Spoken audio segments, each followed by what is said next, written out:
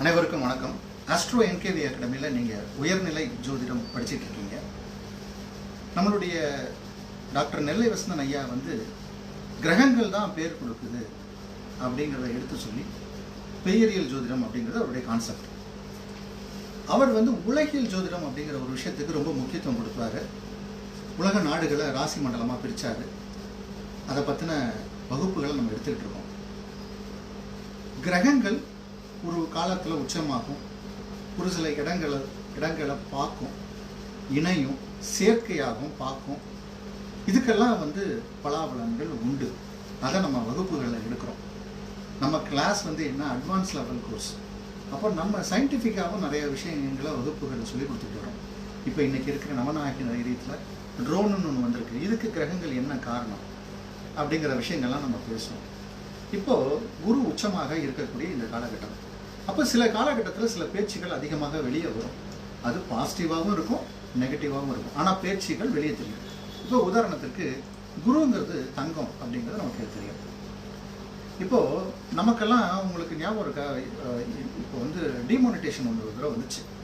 அதே மாதிரி இப்போ கோல்டு மானிட்டேஷன் 2.0 அப்படின்னு ஒரு ஸ்கீம் கொண்டு வராங்க. அது என்ன 2.0 ஸ்கீம் அப்படின்னா, நம்ம தங்கத்தை வெளிநாட்டிலேருந்து இறக்குமதி பண்ணுறோம். அதுக்கான வரி அதிகமாகுது. அப்படிங்கிறதுனால மோடி அவர்கள் என்ன பண்ணுறாரு அப்படின்னா, நம்ம நிறைய தமிழகத்தில் தான் அதிக தங்கம் வச்சுருக்காங்க அப்படிங்கிறது ஒரு டேட்டா.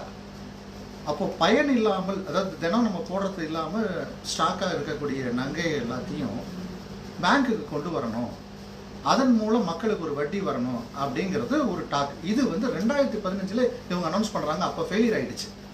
அப்போ என்னன்னா, இப்போ அது உங்களுக்கு ஞாபகம் இருக்கான்னு எனக்கு தெரியல, திருப்பதி தேவஸ்தானம் இதுக்கு முன்னாடி வந்தாங்க. திருப்பதி தேவஸ்தானத்தில் இருக்கக்கூடிய தங்கத்தை ஸ்டேட் பேங்க் ஆஃப் இந்தியா வாங்கினாங்க. அப்போ அவங்க அதுக்கு ஒரு அக்ரிமெண்ட் போட்டு அது 100 வருஷம் நாங்கள் வச்சுக்க போகிறோம் அப்படின்னு கொண்டு வந்தாங்க. அப்போ அது பெருசாக எதிர்க்கப்பட்டது. ஏன் அப்படின்னா, ஒரு காணிக்கையாக ஒரு நகையை செஞ்சு பெருமாளுக்கு கொடுக்குறாங்க. அது பெருமாளுக்கு ஒவ்வொரு பண்டிகைக்கு போடுவாங்க. ஆனால் அது என்ன ஆகும்னா, பேங்க் என்ன பண்ணுவாங்க, அதை உருக்கி அது என்ன அமௌண்ட்டோ அதை ஸ்டோர் பண்ணி அதுக்கு ஒரு வட்டியை கோயிலுக்கு கொடுக்கும். இதுதான் அதோடைய ஒரிஜினல் கான்செப்ட்.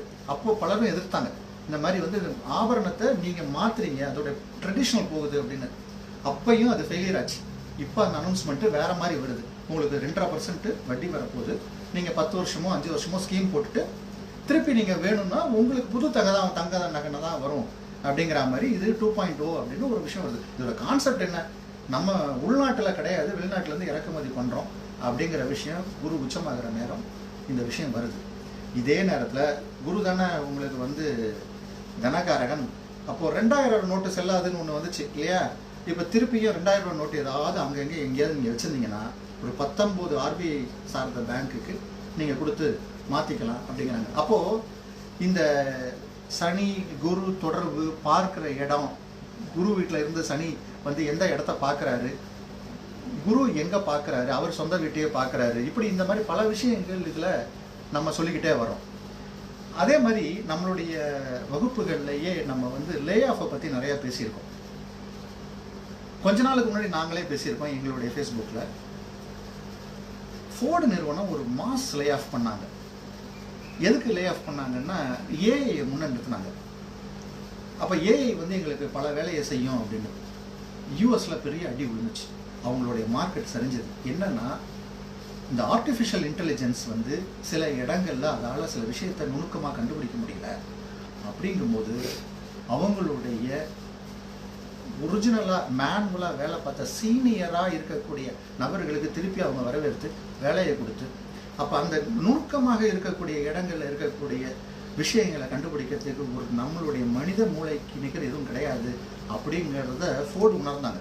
உடனே இப்போ அவங்க மறுபடியும் அவங்க சேல்ஸ் நல்லா ஆயிடுச்சு.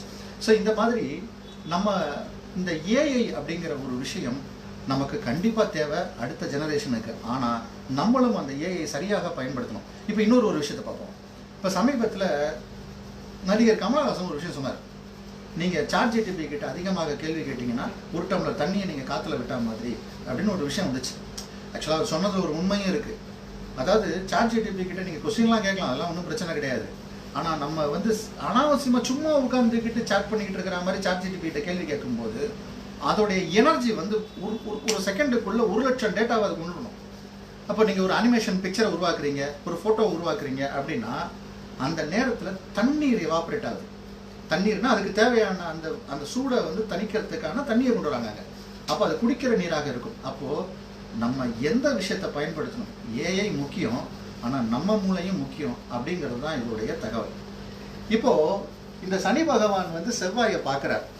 இந்த இடத்துல இன்னைக்கு தேதிக்கு நம்ம இதை பேசுகிறோம், ஏஐ பற்றி பேசுகிறோம். இதுக்கு காரணம் உங்களுக்கு பாடத்தில் நடத்தியிருக்கோம், இன்னைக்கு நடத்துவோம். அப்போ இது மருத்துவ கிரகம். இந்த சனி சந்திரனை பார்க்கும்போது ஆல்கஹாலை பற்றின பேச்சு வரும். அப்போ 12% மேலே ஆல்கஹால் இருக்கக்கூடிய சிரப்ஸ், டானிக்ஸ் இருக்கு இல்லையா, அது ப்ரிஸ்கிரிப்ஷன்ஸ் இல்லாமல் காஃப் சிரப்லாம் நிறையா வந்து ஆல்கஹால் இருக்கும், நீங்கள் வாங்க முடியாது அப்படின்னு இப்போ அதிரடியாக வந்து மெடிக்கல் கவுன்சில் ஒரு அறிக்கையை போட்டாங்க. இப்போ நீங்கள் ப்ரிஸ்கிரிப்ஷன் இல்லாமல் போய் மெடிக்கல் ஸ்டோரில் ஓவர் தி கவுண்டர் வாங்க முடியாது. அப்போ கிரகங்கள் தன்னுடைய வேலையை அங்கே செஞ்சுக்கிட்டே தான் இருக்கும். இந்த மாதிரி நீங்கள் ஒவ்வொரு விஷயத்தையும் எடுத்தீங்கன்னா அந்த இடத்துல இந்த விஷயங்கள் நடக்கும். நம்ம போன வாரம் வந்து சூப்பர் எலினோவை பற்றி பேசணும்.